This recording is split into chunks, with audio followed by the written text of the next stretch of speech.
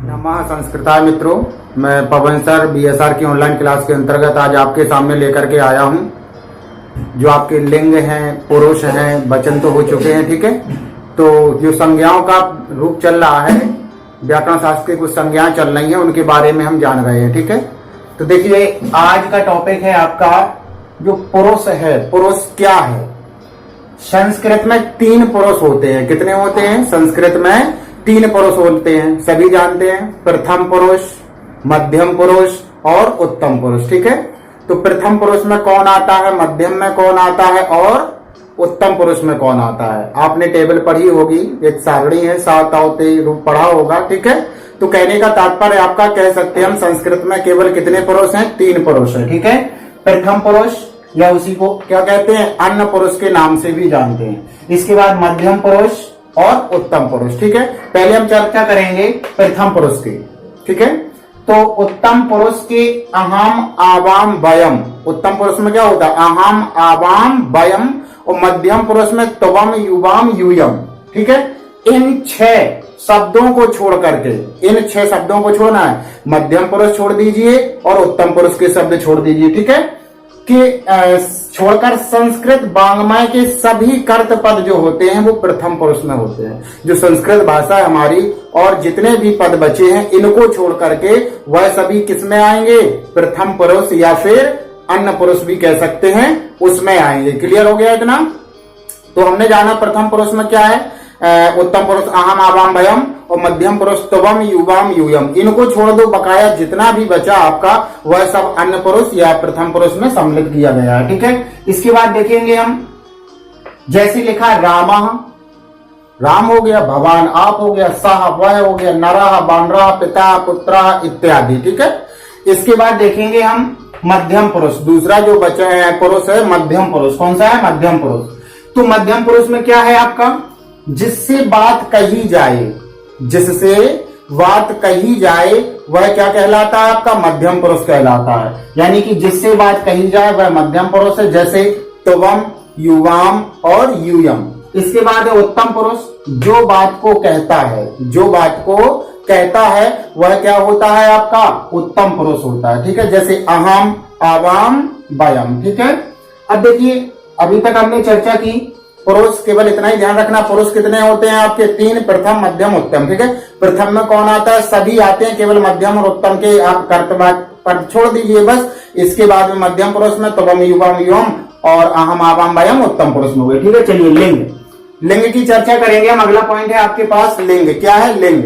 तो इसमें आपने देखा, लिंग शब्द का अर्थ है चिन्ह, पहचान या लक्षण। क्या है? चिन्ह कह लो, चाहे लक्षण या पहचान, ये डेफिनेशन यानी कि परिभाषा हो गई, ठीक है। संस्कृत में कितने लिंग होते हैं? 3। कितने लिंग होते हैं? 3 लिंग होते हैं संस्कृत में, पुल्लिंग, स्त्रीलिंग और नपुंसक लिंग। अब देखिए, इनके बारे में जाने हम। पुल्लिंग का तात्पर्य हो गया जिससे हमें पुरुष जाति का बोध हो। किसका बोध हो? पुरुष जाति का बोध हो, ठीक है। इतना क्लियर हो गया? जिससे हमें पुरुष जाति का बोध हो जिन शब्दों से, उसे हम पुल्लिंग के अंतर्गत रखेंगे। और स्त्रीलिंग में जिसमें स्त्री जाति का बोध हो उसे हम स्त्री लिंग के अंतर्गत रखेंगे। और नपुंसक लिंग क्या होता है? जिसमें ना तो पुरुष जाति का बोध हो और ना ही स्त्री जाति का बोध हो, ठीक है। यही लिखा है आपका, जिससे पुरुष जाति का बोध होता है, जैसे छात्रा, बालका, मुनि, काका इत्यादि।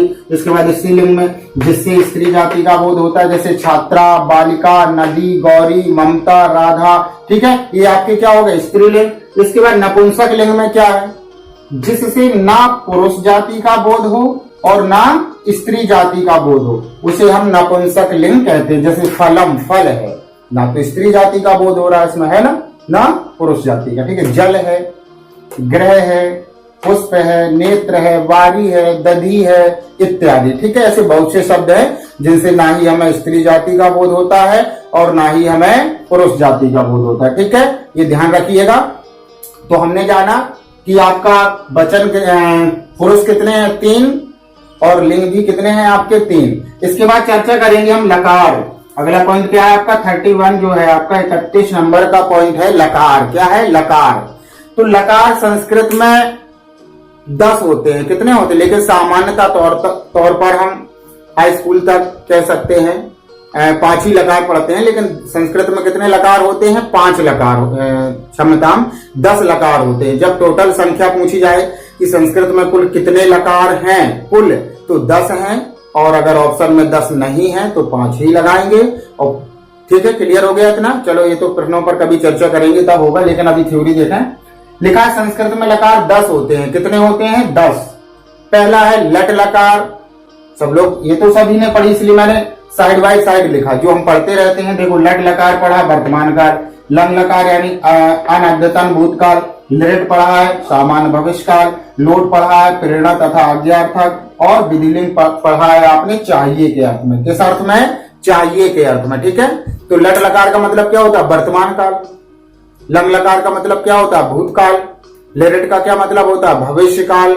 और आपका जैसे लोट लकार आज्ञार्थक कह सकते हैं। ठीक है, मतलब आज्ञा अनुमति वगैरह ली जाए दी जाए। ठीक है, और इसके बाद में विधिलिंग लकार का मतलब होता है चाहिए के अर्थ में। जब वाक्य अभी अनुवाद होगा आपका, तब इनका बहुत इंपॉर्टेंट अपने जगह एक अच्छा स्थान है इनका, इनके बगैर कुछ नहीं होगा, क्योंकि हमें वाक्य को पहचानना पड़ता है कि कौन से लकार का है, तभी तो हम बना पाएंगे उसके हिसाब से। ठीक है, इसके बाद चलिए जो आपके 5 जो और लकार हैं उनकी चर्चा कर लें। पहला है लिट लकार, यानी कि छठवां है लिट लकार, अन अद्यतन परोक्ष भूतकाल। फिर है लुट लकार, यानी कि अन अद्यतन भविष्य काल। इसके बाद है लेट लकार, यानी कि संशय अर्थ में। किस अर्थ में? संशय अर्थ में। इसका प्रयोग जो है वो लौकिक संस्कृत में नहीं, वैदिक संस्कृतों में होता था। ठीक है, इसके बाद है लुंग लकार, यानी सामान्य भूतकाल। और अंतिम जो आपका 10वां है वह है लिंग लकार, यानी कि हेतु हेतुमद भाव भूत, जहां पर एक क्रिया दूसरी क्रिया होने का कारण होती है, तो वहां पर होता है लिंग लकार। ठीक है, सामान्यतः आपको 5 लकारों का उपयोग करना होता है ज्यादा से ज्यादा। ये जो 5 मैंने बताए आपके लिए समझ में आ गया, लेकिन संख्या के लिए, उनके नाम के लिए आप सभी नोट कर सकते हैं, अच्छी बात है। चलिए इसको मैटू, तब तक आप एक क्लिप ले लीजिए इसके लिए। आप देखते हैं धातु संज्ञा, कौन सी संज्ञा देखनी है हमें? धातु संज्ञा। तो इसका सूत्र होता है भू-आदयो धातवः, भू-आदयो धातवः, यानी कहा गया है कि क्रियावाचक भू आदि की धातु संज्ञा होती है। क्रियावाचक जो भू है और भी है आदि, इनकी क्या होती है? धातु संज्ञा होती है। ये सभी धातु जो है पाणिनीय धातु पाठ में दी गई है। पाणिनी का मतलब जो पाणिनी जी द्वारा रचित व्याकरण शास्त्र है ना, उसमें दी गई है। इनकी संख्या जो है वो 1970 है। कितनी है? कुल मिलाकर के 1970 है, लेकिन कहते हैं लगभग में गिनते हैं तो संस्कृत में कोई लगभग में कितनी धातु है? 2000। अगर आपका 1970 ऑप्शन दिया गया है तो 1970 ही लगाइए, और 1970 नहीं है तो उनकी गिनती कितने में है? 2000 में। क्योंकि आपकी कितनी काउंटिंग? 30 ही तो संख्या कम है ना, तो लगभग में कितनी धातुएं हैं आपकी पाणिनीय व्याकरण शास्त्र में?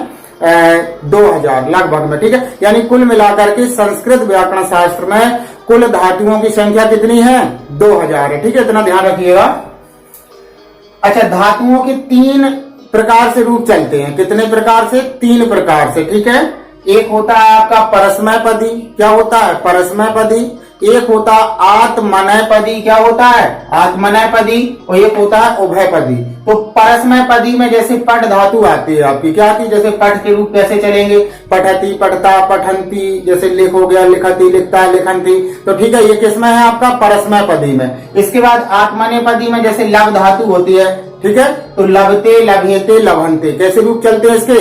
लभते और लभेते और लभंते। इसी तरह से उभय पदी में जैसे ज्ञात, ठीक है, इसके रूप कैसे चलते हैं? जानाति, जानीता और जानंती, या फिर ऐसे जानीते, जानाते और जानते, इस तरह से भी रूप चलते हैं। ठीक है, क्लियर हो गया इतना? चलिए, आशा करता हूं कि समझ में आया होगा। और इसके बाद में आप देखेंगे, आप एक पॉइंट हो गया आपका धातु संज्ञा। भू आदयो, यानी कि भू आदयो और धातुवा, यानी भू आदि की जो धातु होती है वो क्या धातु संज्ञा होती है। ठीक है, चलिए गण देखेंगे। धातु, गण का तात्पर्य होता है बेटा धातुओं के विभाग।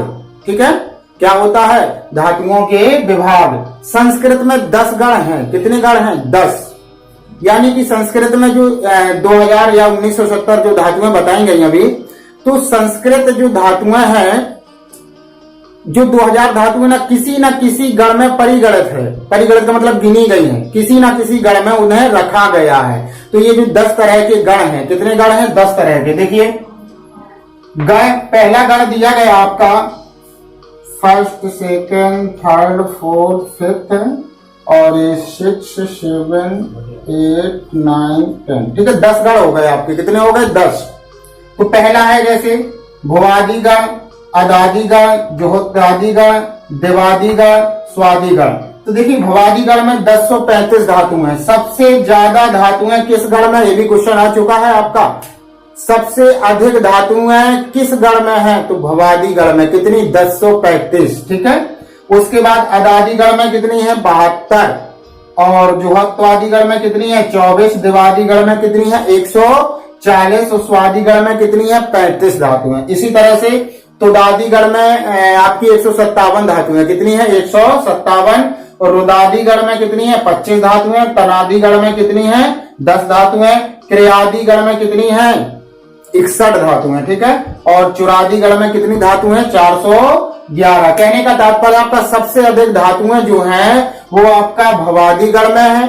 और उसके बाद दूसरे नंबर पे सबसे अधिक धातुएं किसमें है? चुरादि गण में है। किसमें है? चुरादि गण में है। क्लियर हो गया?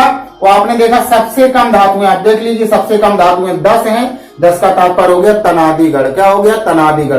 तो बस आज के में इतना ही। तो इस प्रकार से आप इनका टोटल योग करेंगे तो कुल मिलाकर के 1970 धातुएं। कितनी धातुएं निकलेंगी आपकी? 1970, जो कि लगभग में कितनी बतलाई जाती हैं? 2000। कितनी बतलाई जाती हैं? आप इन्हें जोड़िए, सभी धातुओं का योग कीजिए तो 1970 है, लगभग में 2000 गिनी जाएंगी उनको। ठीक है।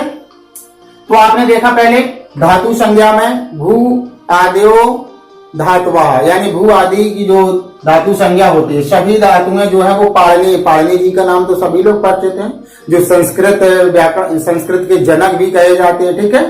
और जैसे आपने देखा होगा पाणिनि जी के विषय में सबसे पहले वीडियो मैंने पढ़ाया, उनके बारे में बतलाया है। ना देखा हो तो प्ले लिस्ट में जाकर के देख सकते हैं। ठीक है। तो कहने का तात्पर्य हो गया, हमने जाना कि क्रिया जो धातुएं होती हैं वो कितने तरह की हैं, मतलब कितने प्रकार हैं उनके। 1970 कुल मिलाकर के धातु है। ठीक है।